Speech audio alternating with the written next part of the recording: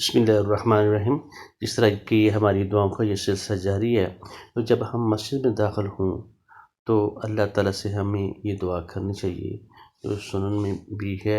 اور اللہ تعالیٰ ہمیں تقاضا کرنا چاہیے، اللہم افتح لی ابواب رحمتک، اے اللہ میرے لیے اپنی رحمت کے دروازے کھول دے۔ رحمت جو تیری واسع ہے، وسیع ہے، اور اس کا جو صفت ہے، بڑی خصوصی صفت ہے،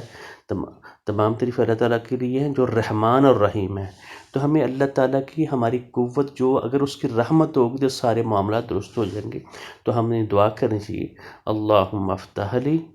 اے اللہ کھول دے، واضح کر دے، کھول دے، افتح لی کھول دے، ابواب تمام کے تمام دروازے،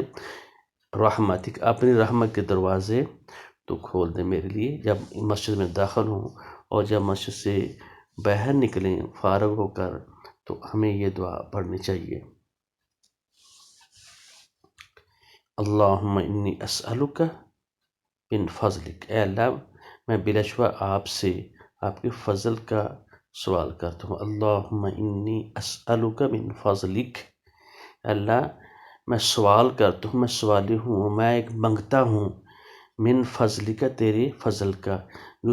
جتنی تمام بلائیاں ہیں اس کا فضل ہوتا ہے۔ قرآن پاک میں ایک جگہ پہ ہے، ذالک فضل اللہ یؤتیہ من یشاء، اللہ تعالیٰ جس کو چاہتا ہے اپنا فضل عطا کرتا ہے۔ تو جو اس کے قوانین کے اوپر بندہ پورا اترے گا، اس کے کہلاوے کے اوپر جو اس نے ہمیں حکم دی اس کے اوپر پورا اتریں گے، تو اللہ تعالیٰ اپنے قانون کے مطابق پھر اللہ تعالیٰ فضل بھی انسان سے کرتے ہیں، اور اس سے جس طرح لا حول ولا قوت باللہ کہا ہے، اسی طرح اسے ہم جب سوال کریں گے اور کوشش کریں گے رزق حلال کمانے کی، تمام معاملات درستگی کی، تو اس کا انسان پر فضل ہوتا ہے، اس کے اوپر سکینت اترتی ہے، اس کے اوپر رحم اترتا ہے، اور اس بندے کے اوپر اللہ تعالیٰ کی رحمت ہو جاتی ہے۔ تو اللہ تعالیٰ سے ہر وقت انسان کو اس کی رحمت کا سوال کرنا چاہیے،